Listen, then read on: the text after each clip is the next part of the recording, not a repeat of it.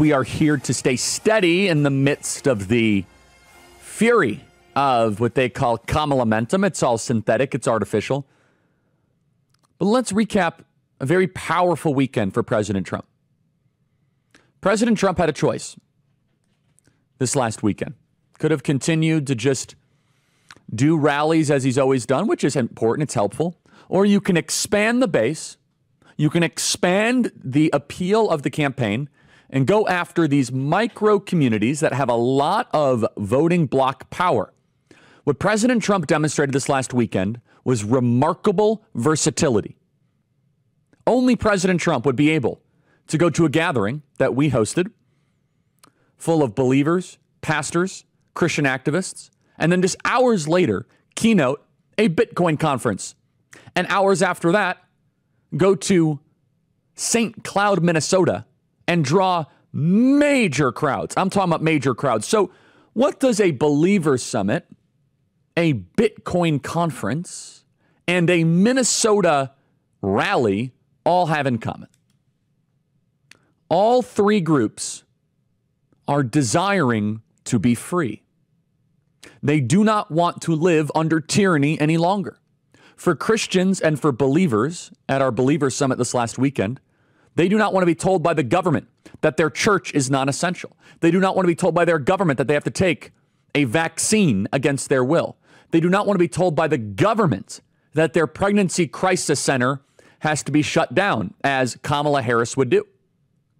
For the Bitcoiners on Saturday, liberty-loving Bitcoin people who typically would be liberals, they want to be free from the government's monopoly on our currency. They want to be free from the federal government being able to deteriorate the dollar without any options. They want to be free. And for the activists up in Minnesota, what do they desire? They want to be free from the tyranny of St. Paul. They want to be free from the tyranny of St. Cloud, where the rally happened. They want to be free from the totalitarian government that has taken over Minnesota and Governor Walz. From believers to Bitcoin to Minnesota, President Trump demonstrated some of the most impressive political versatility that you will see in the modern era.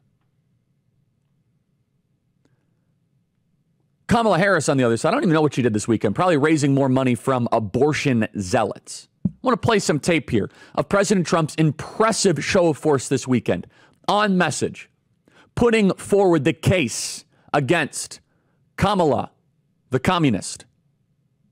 Let's begin with his speech at our Believers Summit, a gathering of over 3,500 pastors, Christian activists, media members, the largest of such gathering in recent times. And by the way, this is in addition to all the other work we're doing at Turning Point USA, TPUSA Faith, Turning Point Action.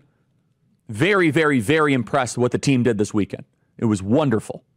Let's begin by playing cut 17.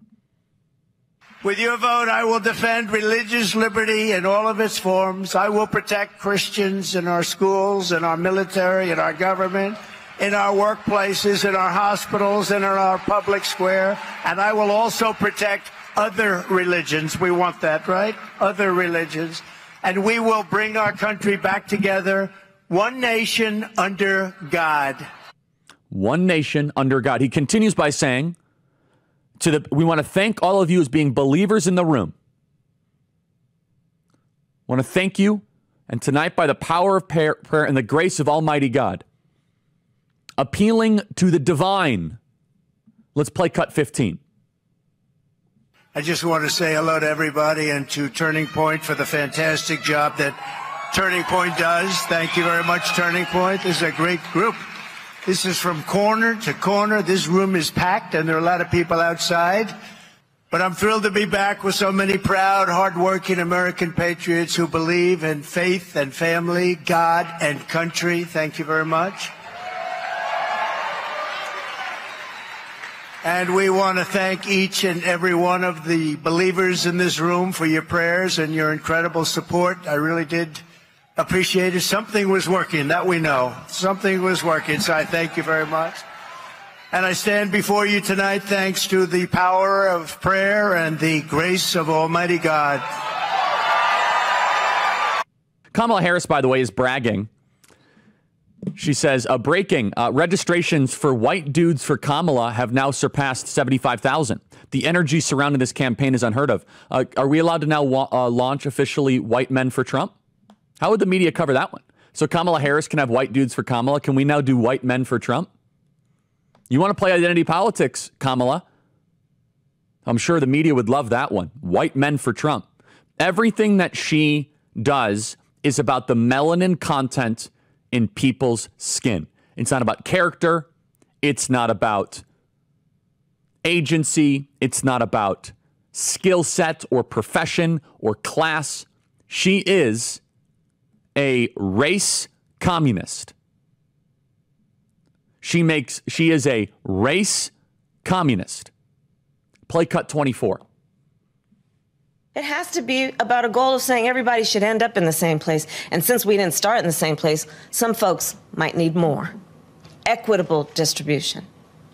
Giving resources based on equity, understanding that we fight for equality, but we also need to fight for equity, understanding not everyone starts out at the same place. We are proud of the fact that equity is one of our guiding principles. Do you hear what she said? That we have to make sure everybody ends up in the same place. That the same outcome occurs. Regardless if you commit crimes, do drugs, show up late to work, that we need to punish the productive and subsidize the lazy. If we all want to end up in the same place, we will end up at the bottom, and there will be a permanent oligarchy like Cuba and Venezuela that will rule the country.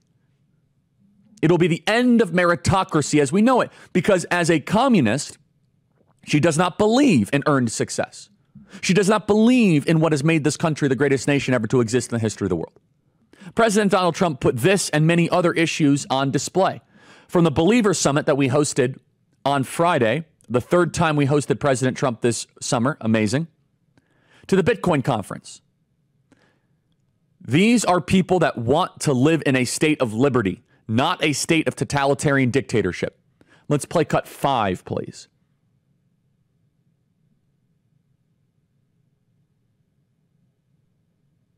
United States will be the crypto capital of the planet and the Bitcoin superpower of the world, and we'll get it done.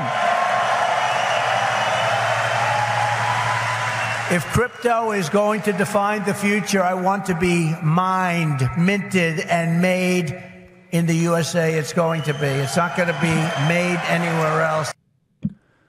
So for those that don't quite understand cryptocurrency and Christians, which he spoke to the night before, are two threats to the New World Order. The idea that you can have a currency not controlled by the federal government is a direct competition to the U.S. Treasury, and it should be. That's why I am a crypto enthusiast, to Ryan's great dismay. Now, there's a lot of ways to lose money on crypto. I'm not telling you to buy coins. I'm not doing any of that. I'm saying that the idea that there is a competitive market for currency is an indictment of the dollar, and it should be an indictment of the dollar. We are at $35 trillion in debt. Whether we like it or not, whether you like it or not, crypto is happening. And Donald Trump is on the right side of crypto. And at the baseline of crypto, one of the reasons why Kamala Harris does not embrace crypto is because she's controlled by Elizabeth Warren, who is controlled by the big banks. That's right. Elizabeth Warren is actually controlled by the big banks because Elizabeth Warren does not want small banks. She wants 3 or 4 national fascistic run banks. Kamala Harris does not embrace Bitcoin because it is too liberating. Bitcoin is empowering. Bitcoin is a decentralized way that everyday patriots can build wealth, store wealth, transfer wealth without big daddy government monitoring, infiltrating, observing, or preventing your God-given right to own private property. The New York Times had it best: from believers to Bitcoin, 24 hours in Trump's code switching campaign. When Donald J. Trump tries to win over a crowd that is not inherently his own, it goes on from there. Let's continue from his Bitcoin conference. Play cut 7. Those who say that Bitcoin is a threat to the dollar have the story exactly backwards. I believe it is exactly backwards. Bitcoin is not threatening the dollar. The behavior of the current U.S. government is really threatening the dollar. The danger to our financial future does not come from crypto. It comes from Washington, D.C. It comes from trillions of dollars in waste, rampant inflation, and open borders while giving welfare and free health care to all of the illegal aliens that are pouring into our country by the millions and millions and millions. It comes from printing hundreds of billions of dollars to fund endless wars overseas while our cities are like combat zones here at home. He continued by saying, I will immediately order the Treasury Department and other federal agencies to cease and desist all steps towards the creation of a central bank digital currency. I sure hope President Trump's security is better than it has been.